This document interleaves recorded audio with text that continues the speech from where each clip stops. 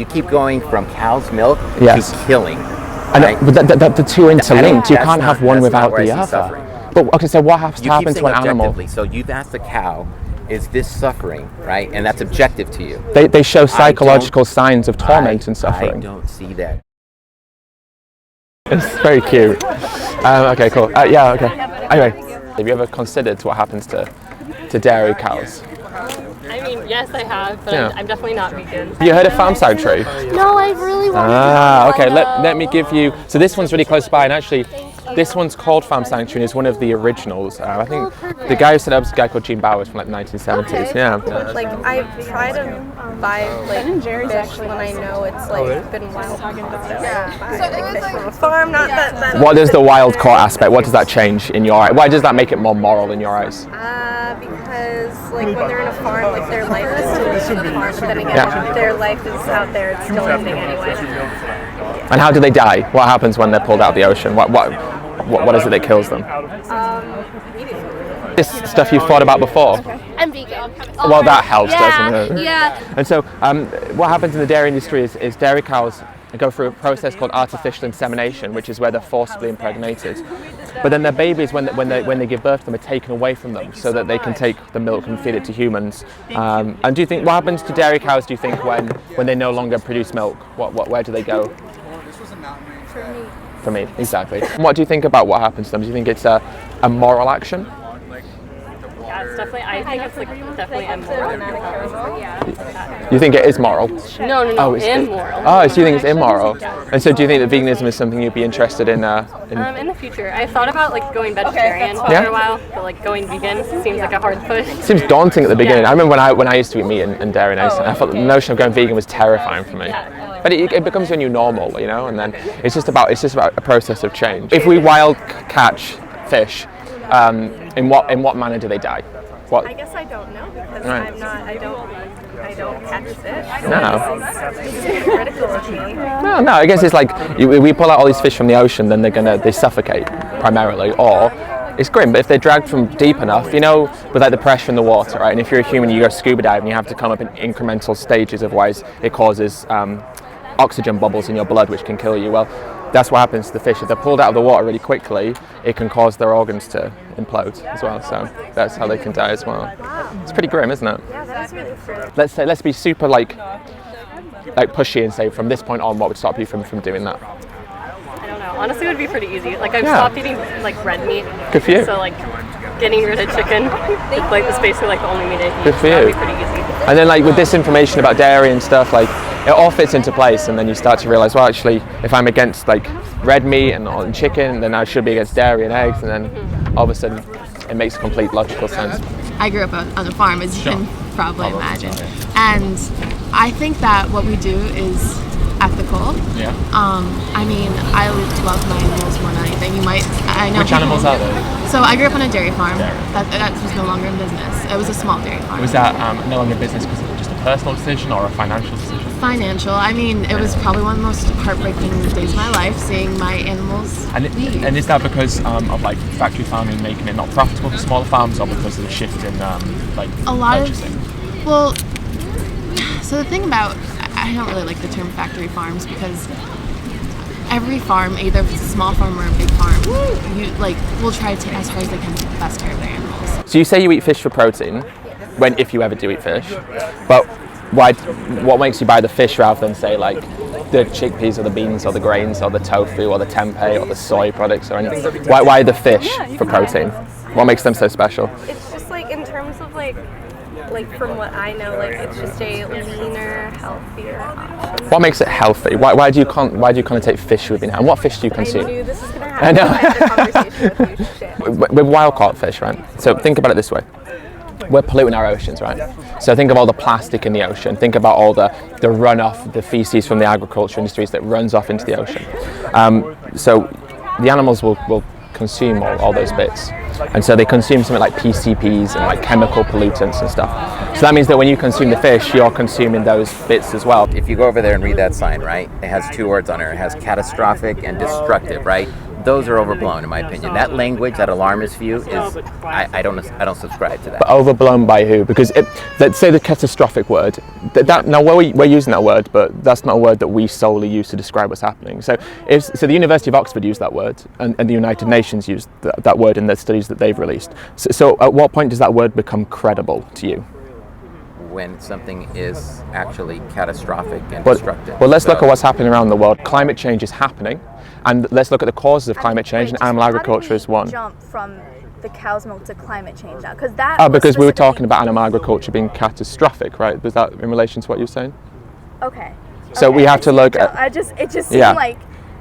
So we have to understand that everything has a cause and effect, right? And so buying something like cow's milk may seem trivial because we go in there, but there's an effect that's bigger than we can potentially comprehend from what's tangible in front of us, right? And the environmental degradation is one aspect of that. And so things might be happening on a different part of the world, but it's still related to what we do in a Western society as well. Okay. It's just real quick, like just that logical link chain. If you're using the talk about just if we're talking about cow's milk, because that's what the sign is about. Sure. Even if it's like a factor of 10, so let's say a tenth of global warming is caused by animal agriculture, and then a tenth of that has issues with cow's milk. Like each time you're decreasing it, but then you're attributing all of cow's milk to the catastrophic impact. So like it decreases. No, it's an aspect. It's a logical leap that you're making in order to get to catastrophic as well. But the catastrophic is an accumulation of all these different aspects. And what I was saying is the United Nations, the University of Oxford, I should be more specific, they use the word catastrophic in relation to what animal agriculture does to our climate. And so the question I was posing to you is, at what point do these alarmist views become views that we should take note of and view as having an element of veracity? At what point? When you can actually show me how one leads to something catastrophic, a real link. But when you can actually link the two together. Well, I can't tangibly show you, but of course I can't tangibly show you the effects of CO2 with what it's doing to our environment.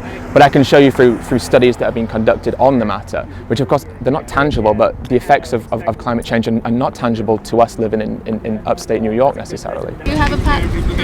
You have a dog. Okay. So how often do you feed your dog?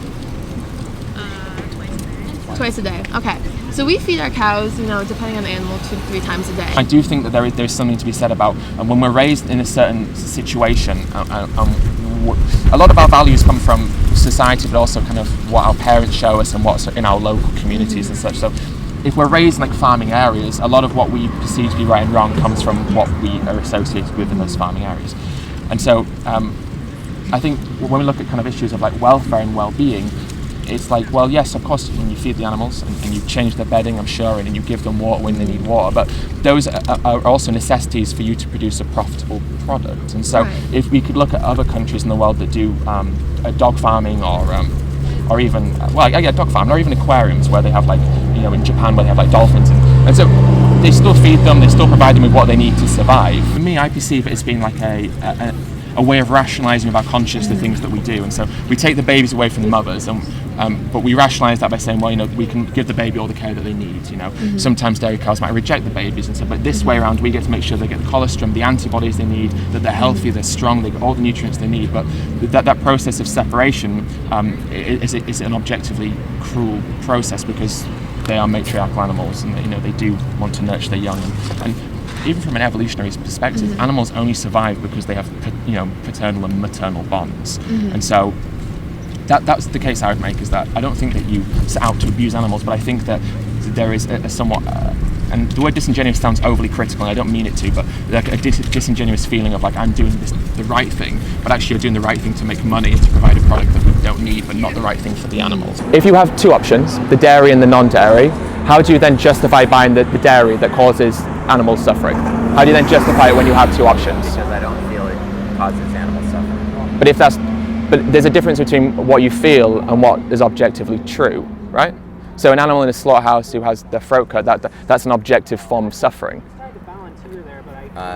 Again, one tastes better than the other, and number 2 is... Even if it's just about killing the animals, because now you're not talking about like the artificial insemination. It's the whole process, of course. But just like, how do you justify the slitting of an animal's throat for like your pleasure? You can say that even if we're using like natural analogies, sure, any animal in the wild, do you then call them morally unjust? does. No, but as humans we have moral agency and we live in a civilized society, so to base our morality on the actions of wild animals would be somewhat... You do separate humans from other animals. No. See, on the one hand, we're species. Yeah. No. But I'm happy to. So obviously, I would agree with your last point that but, humans have moral agency, so yes, we're on a different level of morality. So that means that we can make decisions based on a notion of right and wrong. That doesn't mean that we can denigrate the suffering of animals because we're more intelligent than them. Intelligence is not a justifier in terms of suffering. And does sensory pleasure justify an action? It's not even about intelligence. It's about the capacity to make moral decisions. Which is an emotional intelligence. Yes. So at that point, then humans are separate from animals. We are all part of the animal kingdom, but of course there are differentiations between animal species. An eagle has better eyesight than us, a dolphin can see sonar, but we also have moral agency, so we have an emotional, intellectual capacity that non-human animals don't. According to you, I don't see us as animals. But if I bought a cow and then I milked the cow and... But that's a red herring. You're not going to do that though. Okay, but if I did all those things, right, would that be morally wrong? Well, you still have to impregnate the cow, and you still have to take the baby away from the mother, but that's how we produce milk. Okay, so you're applying suffering along those stages that I just don't. But that's where we have a disagreement. But we can disagree, but objectivity is objectivity. And so if animals suffer, and this isn't a vegan bias standpoint, many farmers will admit that the bond between a dairy cow and their child is of course maternal for evolutionary purposes, but also for, Again, that's why I keep going back to, your worldview. You just said evolutionary purposes, right? Right. So again, your worldview is going to lead you to something incoherent in my view, because we're going to keep going down this rail of, I disagree with your worldview. But why did God produce cows who could produce milk then? Why, if the purpose of milk isn't for a baby to drink from their mother, then why did God create a process where the mother has to have a baby to produce milk? We were given stewardship over the creation, and cows and those type of animals were able to cultivate and use those animals for our energy and for protein stewardship consumption. Well, the word stewardship is not. It doesn't conflate with exploitation. It comes back to killing for pleasure, right? Versus killing for food and an energy. But you said sensory pleasure is a justifier, and sensory pleasure is a form of enjoyment. So sensory pleasure from watching animals, or sensory pleasure from consuming them.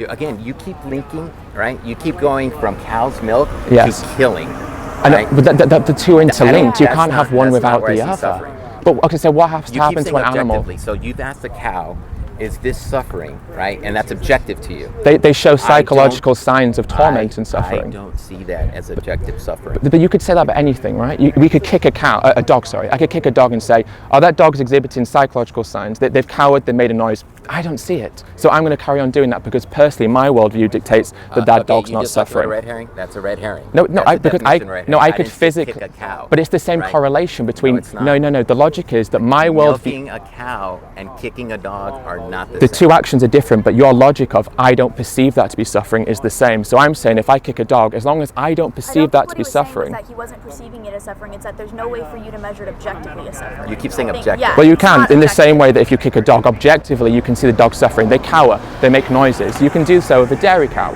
When they have their baby taken away from them, they mourn, they moo, they follow, they chase where their baby's going. Dairy farmers talk about this themselves. But see, I place value in using the milk for human consumption. I place a value on that. You don't. But it's not a necessity. And in many parts of the world it is. But not here. I'm not interested in other parts. Let's talk about you and I here. See, on a larger scale, you have to look at all of it. Of course. You're saying end it now with the hell with the consequences. But you can't use people in impoverished countries to justify your actions in a Western country, a Cornell, an Ivy League. I don't think that's even what he was saying. One thing I wanted to ask is we were talking about like well-being and so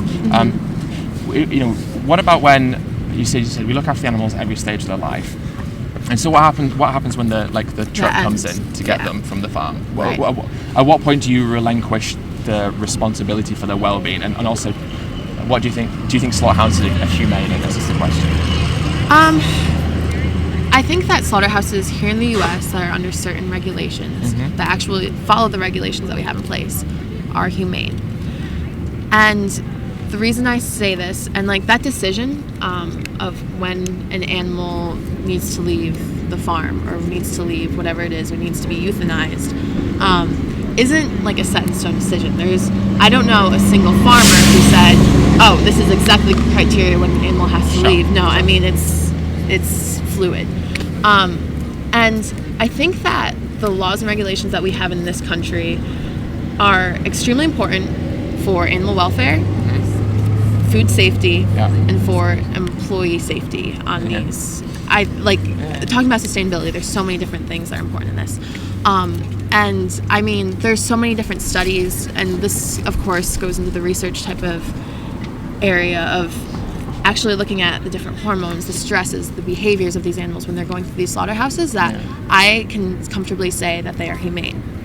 And I've seen that. So can you, so describe the process of a humane.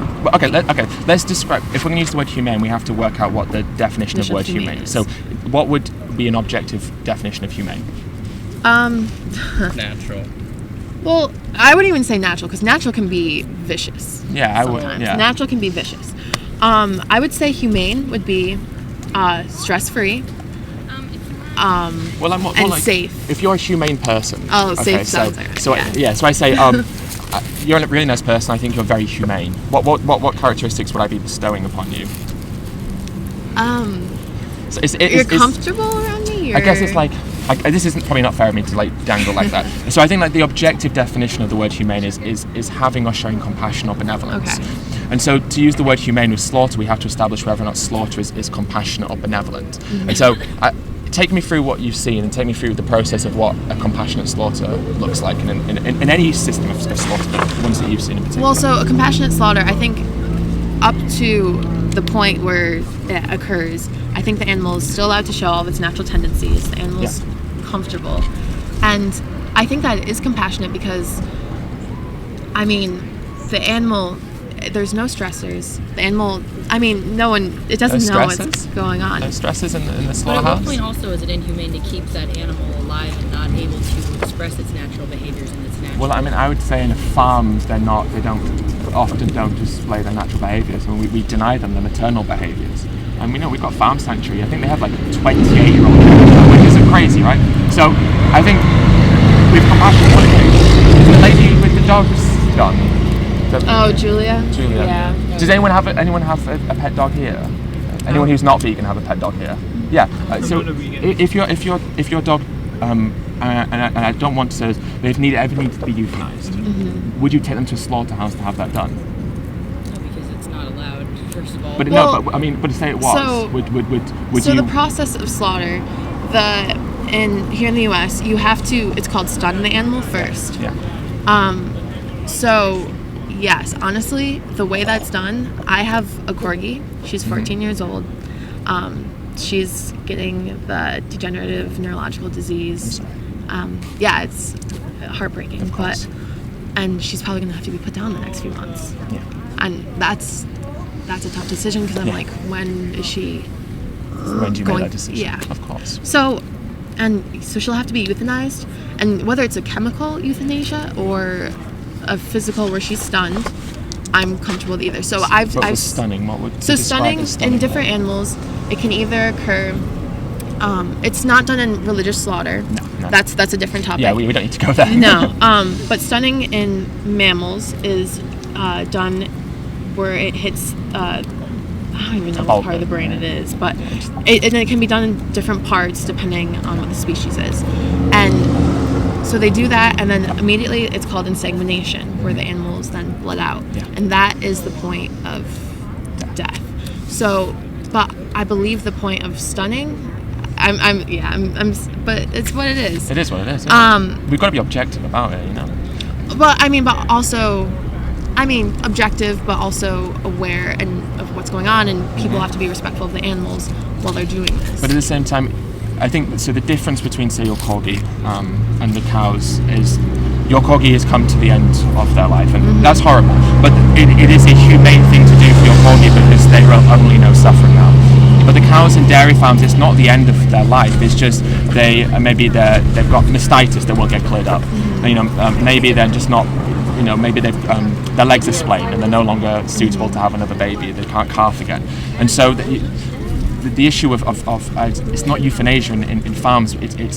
You're selling them for money, but these animals could still live their life. It's just they no longer can make money for the farmer, and so that's why they're sold on. But so the difference is there. One's humane because one is done out of necessity and kindness, but the second isn't. The cow situation or animal is not done out of necessity and kindness. It's done out of there's no more money to be made from them, and so. The question then becomes, can you compassionately take the life of someone who doesn't need to die?